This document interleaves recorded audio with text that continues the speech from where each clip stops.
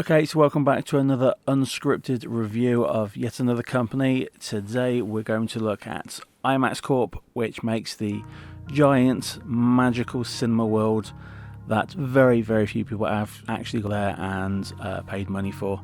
If you don't know what IMAX is, I can recommend it. It is a really good viewing experience. Whether it works as an investment, well, that's what we're going to explore today.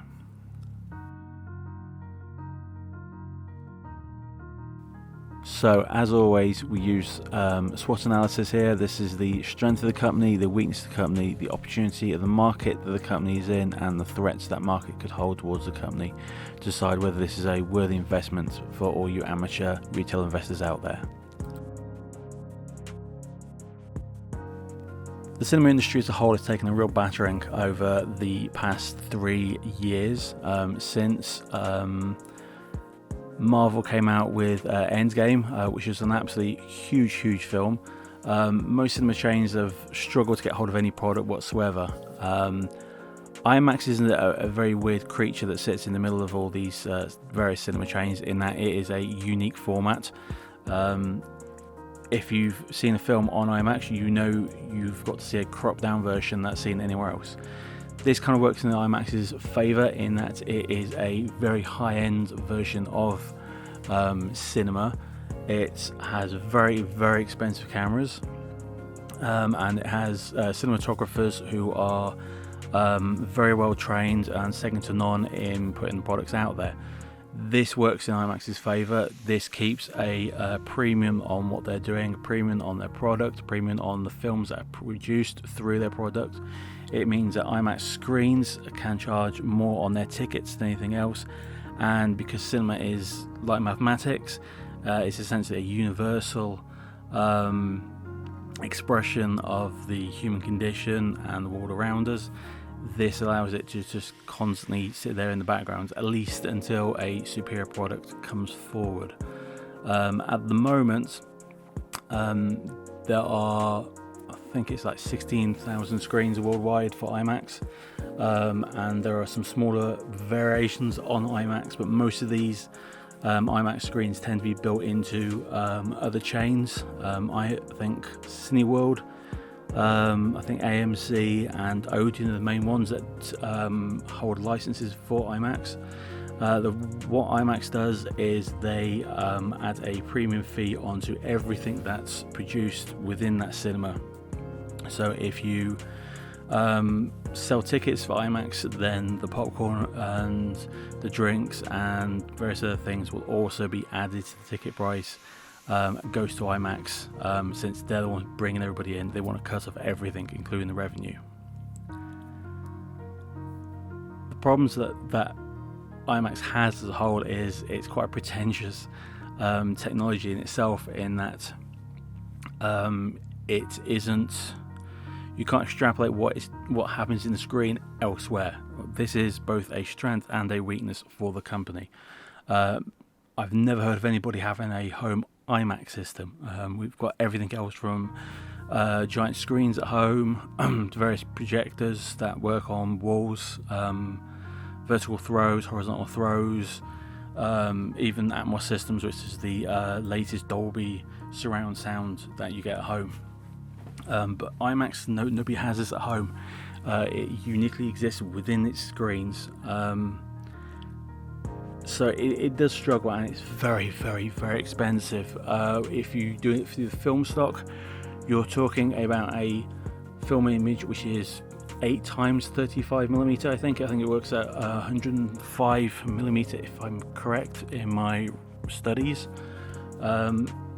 This is way beyond what we used to have at the beginning. I mean, 35 has been the standard stock for years, up until about 2010, when most environmental agencies around the world had it banned, and now we use digital, but that digital is just an emulation of 35mm, although some Reflex cameras do 65mm.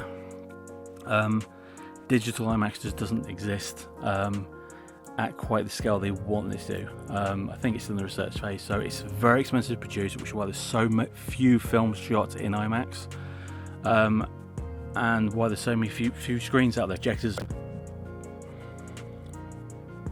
So what can we see the potential for IMAX on the horizon. As cinema trade opens up, people are going to go to cinema more and more. It's not what a lot of the big corporations wanted. They want Disney Plus, they want Amazon Prime, they want all this stuff. They want the streaming services to dominate the market. So films are made flat, they're made for essentially television, so television films, to play on a smaller screen rather than cinema. And cinema is just like an advertising medium. It's something that's been evolving in the background for years. IMAX is kind of a breakaway from that, in that it just basically is an expression of the theatre performance with cinema. It's a place where everybody goes together and they can enjoy the film just surrounding them almost entirely. The IMAX screen is something to behold. It does essentially cover your entire peripheral vision when you're in there, even if the seats themselves tend to be quite uncomfortable depending on which part of the world you're in. I think basically as we open up, and it is a continuation of opening up from the lockdowns that we've had this decade really, people are going to the cinema more and more. It's not just the case of the stocks, the films themselves aren't there. People are generally going out to watch even older films just to get out of the house, just to get away from their jobs, their lives, their families at home, just to go out and experience a communal activity, a communal cultural activity, which is what cinema's all about. Since IMAX can't be reproduced at a smaller scale, you can only get cropped versions of this, which various cinema companies do have.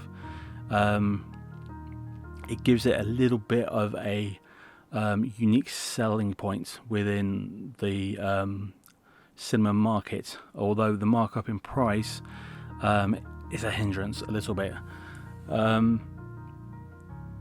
This is a pretty good advantage, I think.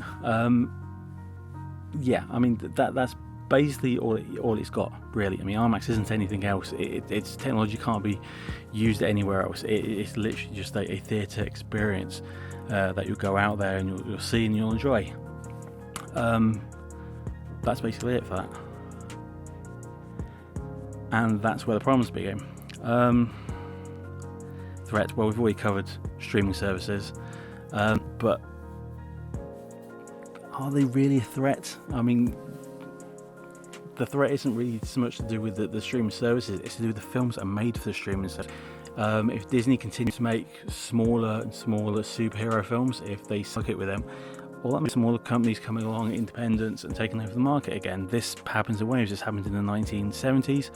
That led to the great filmmakers like Spielberg, Scorsese, various others. It's happened in the 90s. We had lots of great independents. We had the Britpop revolution, where we had loads of independent films suddenly blow up out of nowhere. Huge plethora of actors and actresses came out of that. I think basically this could be what will happen with that, and those streaming services, since they don't advertise, will then start advertising, and they'll essentially evolve into television studios, television channels, which is all they are really, just using a different technology. But in the meantime, over the short scale of say 5 years, is IMAX in a position to take hold of all that? That's the problem. Can it survive the change in the marketplace, which is rapidly going from lockdown into open? Can it get enough films out there to compete with the streaming services, while streaming services do essentially own the general market? This is an interesting subject. I think as an industry itself, I think they're going to struggle to go forward in the short term. Long term, I think cinema has it. I think streaming is nothing more than television through a computer. Even if it's just a smart TV, your phone, your home laptop, however you want to watch your films. The films that the streaming services are producing, and Netflix, Disney Plus, Amazon, they're making them flat, they're making them small, purely for people to watch on a small scale. They're episodic, just like a TV program. They're very rarely standalone. They're very rarely as artistic as you would think they were. And I think IMAX has a great chance of opening everything up. This year we saw Top Gun, the second Top Gun 2, become one of the highest grossing films of all time. this is primarily an Imax film. So I think investing in Imax at share level has potential, but that's all I think it has, just potential. I don't think it's a huge potential, but that's entirely